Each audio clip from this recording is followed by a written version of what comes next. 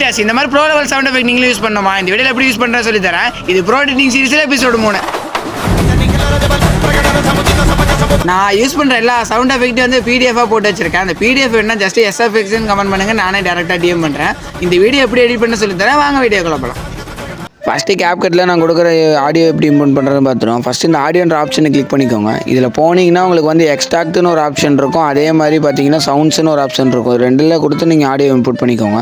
Next என்ன பண்ணுறீங்கன்னா அதில் மேலே இருக்குது பார்த்தீங்களா, அந்த கீ ஃப்ரேம் யூஸ் பண்ணுங்கள். இதில் ஃபஸ்ட்டில் ஒரு கீ ஃப்ரேம் யூஸ் பண்ணிக்கோங்க, அதே மாதிரி லாஸ்ட்டில் ஒரு கீ ஃப்ரேம் யூஸ் பண்ணிக்கோங்க. ஃபஸ்ட்டில் இருக்கிற கீ ஃப்ரேமில் போய் ஆடியோ மட்டும் கொஞ்சம் கம்மி பண்ணி வச்சுக்கோங்க. வச்சிங்கன்னா உங்களுக்கு ஸ்மூத்தான சவுண்ட் எஃபெக்ட் வந்து கிடச்சிரும். அதுக்கப்புறம் இதில் என்ன பண்ணலான்னு கேட்டிங்கன்னா, கீழே ஒரு ஆடியோன்னு ஒரு ஆப்ஷன் இருக்குது பார்த்தீங்களா, ஆடியோ எஃபெக்ட்ஸ்னு, இந்த ஆப்ஷனை கிளிக் பண்ணிக்கோங்க. இதுக்குள்ளே போனீங்கன்னா உங்களுக்கு வந்து எக்கோன்னு ஒரு ஆப்ஷன் இருக்கும். இதில் ஏதோ ஒரு எக்கோ ஆப்ஷன் நீங்கள் சூஸ் பண்ணிங்கன்னா உங்களுக்கு வந்து ஸ்மூத்தான சவுண்ட் எஃபெக்ட் வந்து கிடச்சிரும். இதில் ஏதாவது டவுட் இருந்தால் கமெண்ட் பண்ணுங்கள், நான் பார்ட் அப்லோட் பண்ணுறேன். இந்த சீரிஸ் மட்டும் இல்லாமல் இதுக்கப்புறம் வரப்போகிற எல்லா சீரிஸும் மிஸ் பண்ணால் பார்க்கணும், ஜஸ்ட் பேஜ் ஒரு ஃபாலோ பண்ணிக்கோங்க. அப்புறம் நண்பா நான்